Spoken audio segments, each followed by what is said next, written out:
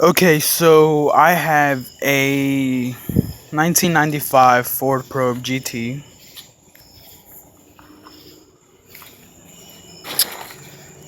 I swapped it with a KLZ E curve neck. Um, and so all it does is turn over but won't start. It cranks all day long. Um,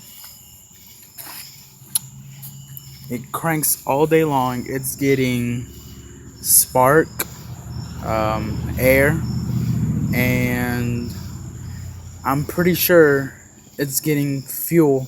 Well, not exactly sure.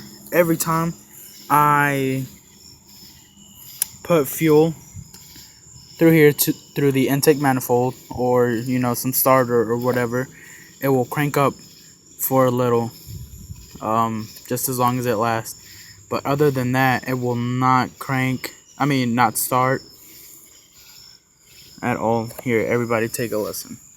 Please help.